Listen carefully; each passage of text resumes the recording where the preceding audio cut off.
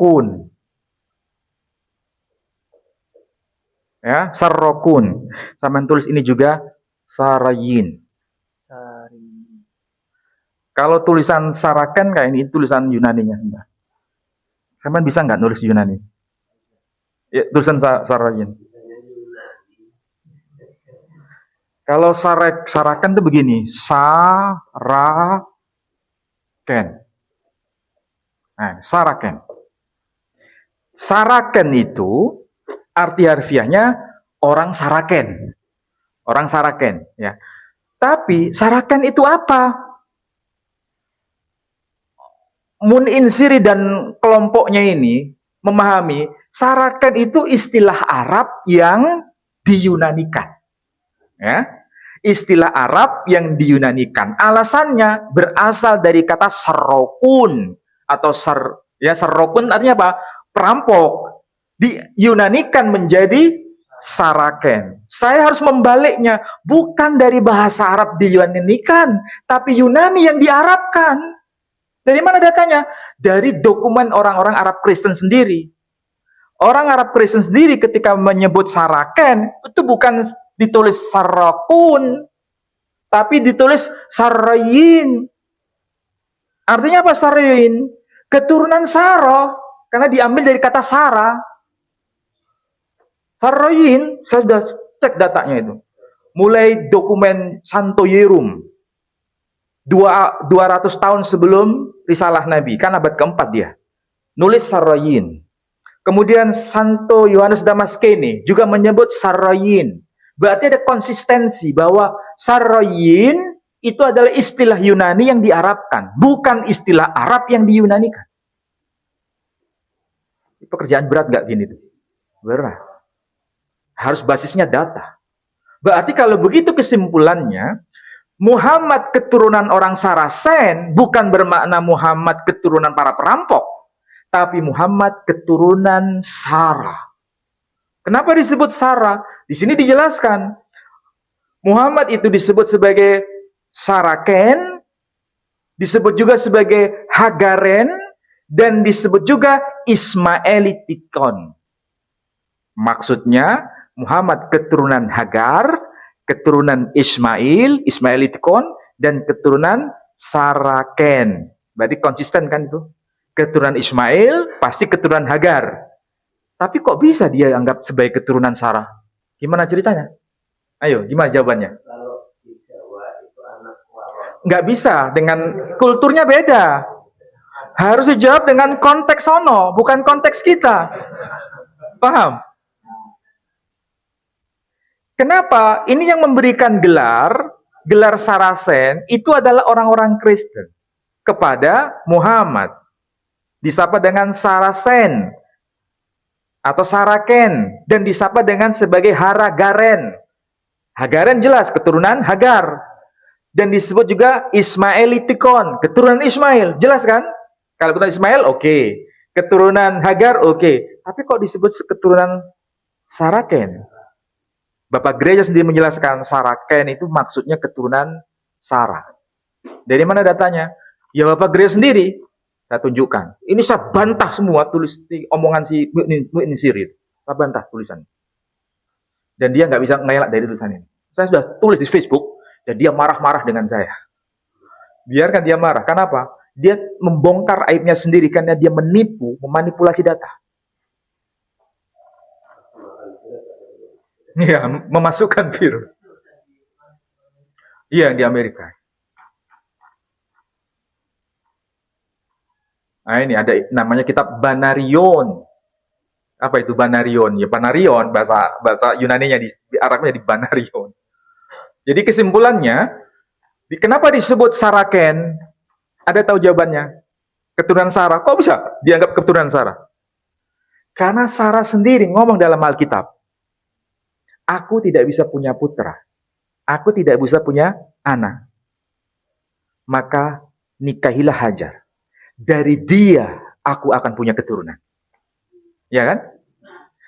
Konsep agama Yahudi, kalau istri pertama tidak bisa menghadirkan keturunan, anak dari istri kedua akan menjadi anak dari istri pertama. Itulah sebabnya Ismail punya dua ibu. Ada ibu biologis, yakni Sayyidah Hajar, dan ada ibu yuridis, yakni Sarah.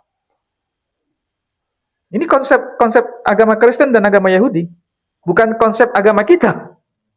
Jadi ada konsep agama Yahudi, dia punya dua jalur nasab, secara yuridis dan secara biologis. Makanya tidak salah dia disebut sebagai Saraken. Oke. Kalau begitu semakin jelas enggak?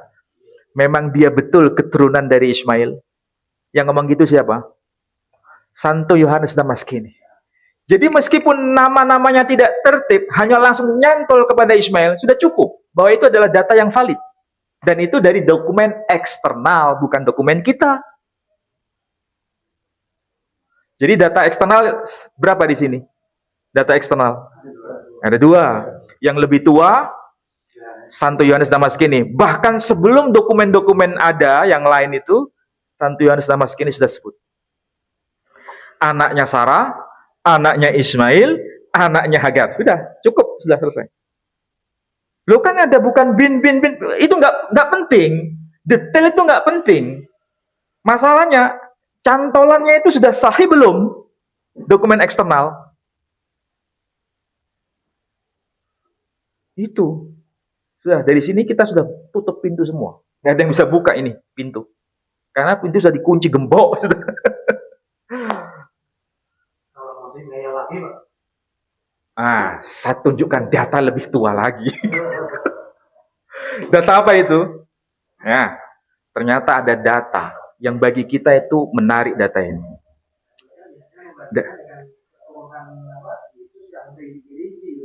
Nggak perlu membandingkan. Itu juga.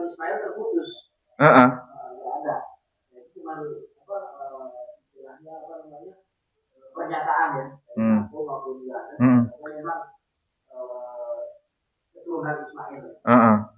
Jadi yang Santo Yohanes Damaskini itu langsung pada generasi emasnya. Generasi emasnya siapa? Ya Ismail.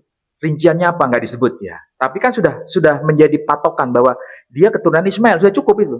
Tapi keturunan Ismail dari siapa nggak disebut. Kan dokumen gereja ini. Tapi kan sudah cukup. Itu dokumen eksternal.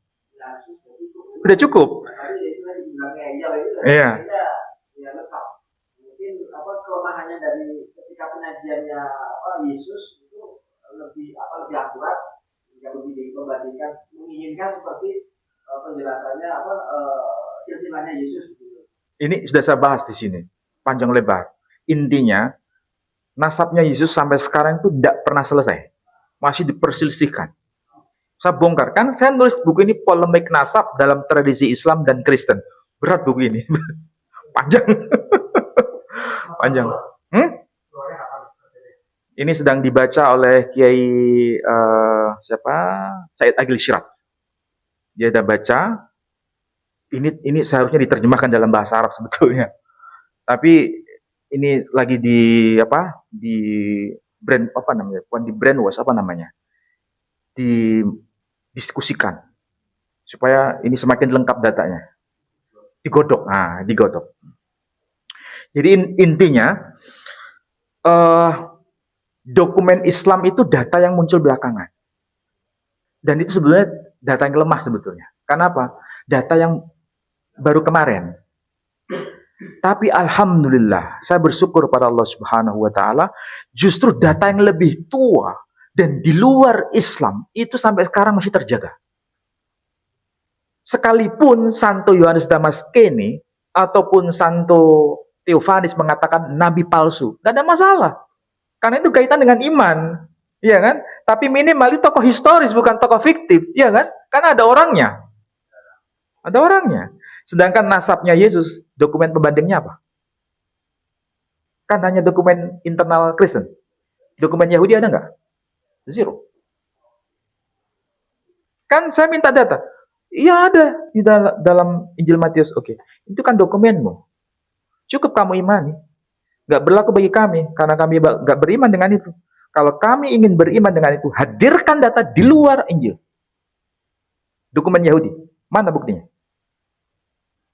Begitu seharusnya kita berhujjah. Tidak bisa mengatakan, oh ya ulama kita mengatakan begini-begini. Ya sama aja. Oh ya pendeta kami mengatakan begini-begini. Apakah itu berlaku?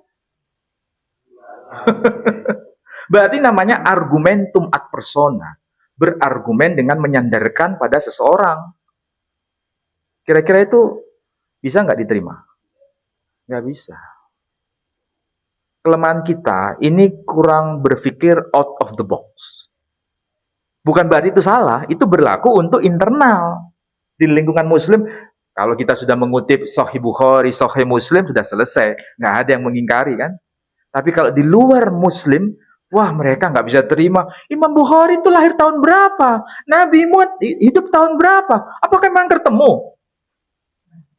Yang lebih lucu lagi, Rasul melihat Imam Bukhari sedang berguru kepadanya. Ini kan juga lucu lah, makin lucu lagi. Kadang-kadang beragama kita ini, doktrin membuat kita semakin terkesima, sehingga Islam ini menjadi tidak punya nilai. Coba kalau kita membuka data kayak begini, wah dampaknya luar biasa. Oke, sekarang kita sudah tahu Santo Yohanes Damaskene. Itu dokumen paling tua kan? Tidak menyebut nama, langsung nyantol pada Saracen, Ismailitikon, Hagaren. Udah cukup itu. Tetapi Santo Theophanes merinci. Mudor, Nizar, ya kan? Kemudian apa lagi? Quraisy, dia sebut. Bahkan Quraisy itu saudaranya Asadum, Asad.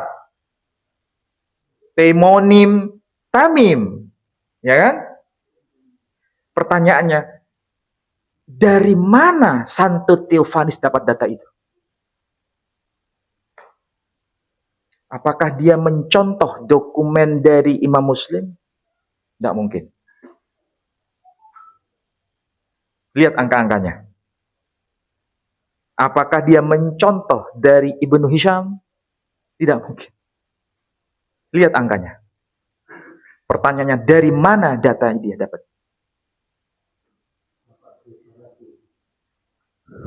Nggak ada lagi. Nggak ada lagi. Yang paling tua, Santo Yohanes Damaskene. Sementara Santo Yohanes Damaskene tidak buat rincian. Pertanyaannya, dari mana Santo Theophanes dia dapat nama-nama itu? Sedangkan dia tidak pernah menulis dokumen di luar bahasa Yunani.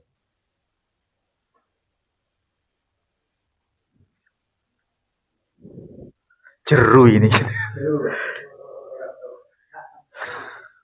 Tapi dari sini kita akan puas data-data itu.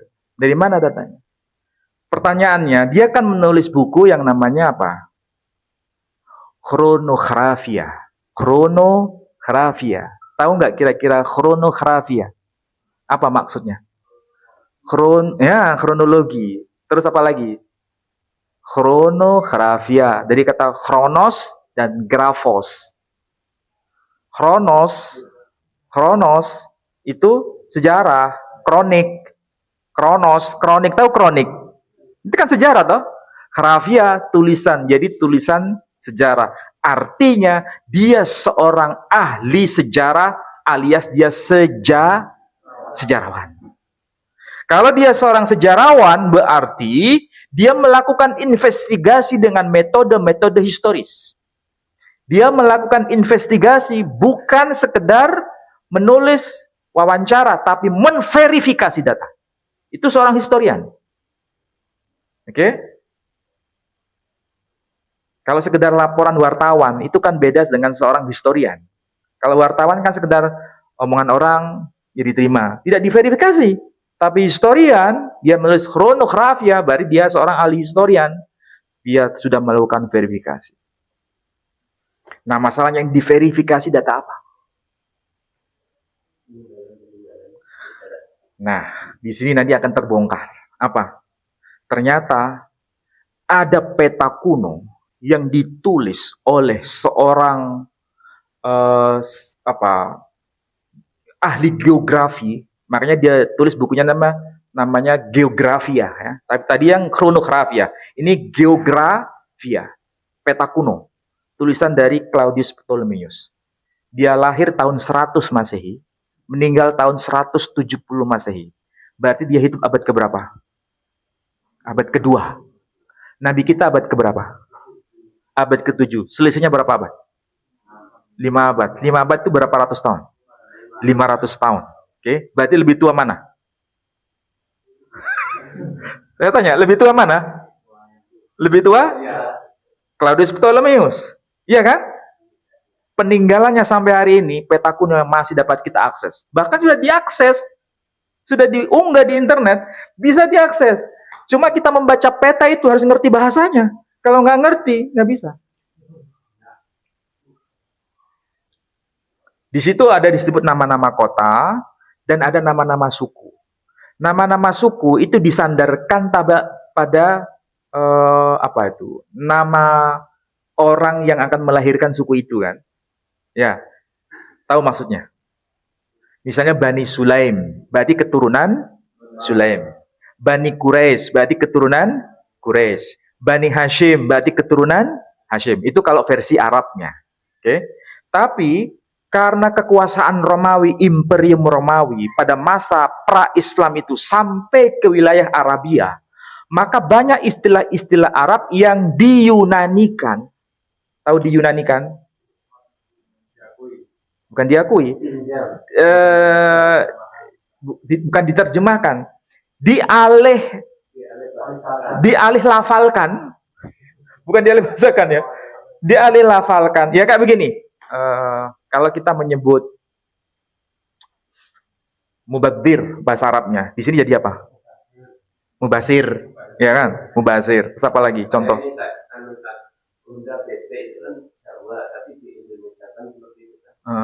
Apa? Iya, dipinjam. Jadi milik kita. Termasuk bahasa Indonesia kan mengadopsi bahasa Quran banyak sekali, kan? Siti di sini. Itu kan dari Sayyidati. CD, bukan CD yang kita pakai, bukan. CD, maksudnya Sayyidi, tuanku. Kalau Siti, tuanku perempuan. Itu berarti diadopsi. Diadopsi ke bahasa kita. Siti itu bahasa adopsi. Diadopsi dari bahasa Arabnya. Sayyidati, kesulitan melafalkan Sayyidati jadi Siti. Nah, di peta Claudius Ptolemaeus, itu kalau nama kota, misalnya disebut kota Iatripa. Tulisan. Iatripa. I-A-Tri-P-P-A.